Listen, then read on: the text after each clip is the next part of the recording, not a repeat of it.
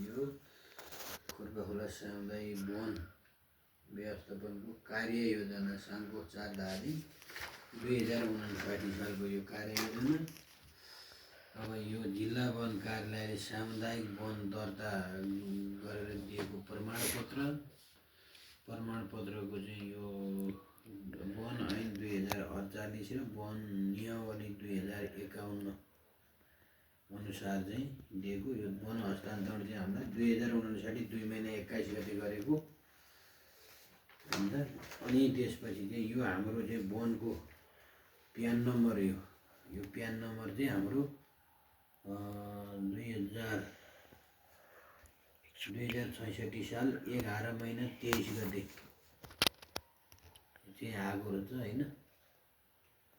यो यसरी चाहिँ आएर छ होइन। यो प्यान नम्बर हो, यो नवराज थापाको नाममा प्यान नम्बर आएको 2059 2 महिना 21 गते चाहिँ जिल्ला वन कार्यालयले उपभोक्ता समूहलाई दर्ता प्रमाणपत्र दिएको। अनि त्यसपछि अब भन्न त यो वन हामीले यसो गऱ्यौँ उसो गऱ्यौँ भनेर ठुलो कुरा गर्ने मान्छे समुदायमा धेरै फेला परे साथीहरू। अब हाम्रो चाहिँ मेन अडिट चाहिँ गाउँले अडिट गरे, अडिट गरेर चाहिँ कर नतिरेको चाहिँ हाम्रो 66-67 सालमा कर तिरेर हिँड्छ प्यान नम्बर भए पश्चात। अनि 66 सालदेखिको अहिले 81-82 सालसम्मको चाहिँ अहिले चाहिँ कर तिरेर चाहिँ अडिट गरेर यो अडिट हो, यो सबै यो बुक चाहिँ कतिवटा छ अडिटको भन्दा 1 2 3 4 5 6 7 8 9 10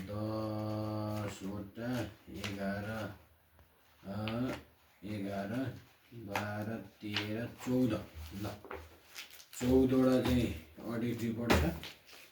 14वटा अडिट रिपोर्टमा चाहिँ यो हो ओरिजिनल कर चुक्ता। यो खुर्पाखोला सामुदायिक वन उपभोक्ता समिति नीलकण्ठ 13 को स्थायी लेखा नम्बर चाहिँ 3041733631 को चाहिँ कर चुक्ता। यो चाहिँ कर चुक्ताको 2081 12 महिना 4 गते भनेपछि 2081-82 को चाहिँ कर चुक्ता यो ल 2081-82 को चाहिँ सर्लक्क कर चुक्ता गरेर 82 सालको कर चुक्ता गरेर चाहिँ यो सामुदायिक वनमा अब पर्सि शनिबार सामुदायिक वनको बैठक राखेर अनि त्यसपछि पर्सिलाई चाहिँ यो सामुदायिक वनको बैठक राखेर चाहिँ माइनर उठाएर जिल्ला वन कार्यालयमा प्रतिवेदन पेश गरेर अनि त्यसपछि चाहिँ काठ खुलाउनु पर्ने अवस्था छ। वनको चाहिँ डडेलोको सम्बन्धित क्षेत्रमा चाहिँ रेखाङ्कन गराउनु पर्ने अवस्था छ। रेखाङ्कनमा चाहिँ पर्ने चाहिँ बिरुवाहरू बोटहरूलाई चाहिँ सर्लक्क चाहिँ काँचा लगाएर चाहिँ त्यसलाई व्यवस्थापन गरेर चाहिँ डडेलोबाट जोगाउनुलाई रेखाङ्कन गर्नुपर्ने छ। खुर्पाखोला सामुदायिक वनको चाहिँ यो ढाडपाखा भन्ने ठाउँमा चाहिँ एउटा चाहिँ पानी पोखरी बनाउनु पर्ने छ। वन्यजन्तुलाई चाहिँ यो चरण क्षेत्रमा चाहिँ पानी चाहिँ नभएको कारणले गर्दाखेरि चाहिँ एउटै बाटो चाहिँ खोलामा पानी खान जानु परेको कारणले गर्दा जङ्गली जनावरहरूको चाहिँ यो शिकार भएको अवस्थाले गर्दा एउटा पाटापाटीमा चाहिँ एउटा पानी पोखरी बनाउनु पर्ने अवस्था छ। र नियन्त्रणको लागि चाहिँ रेखाङ्कन गराउनु पर्ने अवस्था छ र वन गोड्न पर्ने अवस्था पनि छ। पछि चाहिँ यो चाहिँ छलफलमा चाहिँ राख्न पर्ने अवस्था छ। त्यो कारणले गर्दा अब यहाँ वन समुदायको म अध्यक्ष हुँ भनेर चाहिँ ठुलो कुरा गर्ने त धेरै नै भयो। मैले यसो गरेँ त्यसो गरेँ भनेर भन्ने त धेरै नै भयो।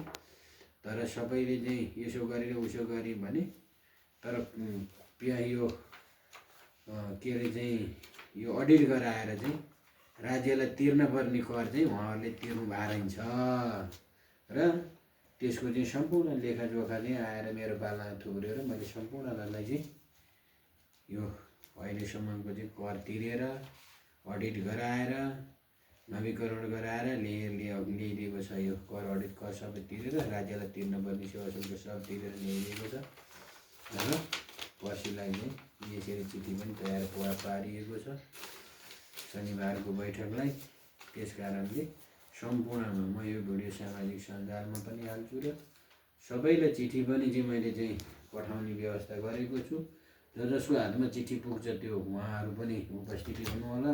चिठी नपुग्ने व्यक्तिहरू पनि यसै सामाजिक सञ्जाललाई मध्यनजर गरेर उपस्थिति हुनको लागि हार्दिक अपिल गर्दछु। ल हस्त धन्यवाद। जय सामुदायिक वन, जय नेपाल।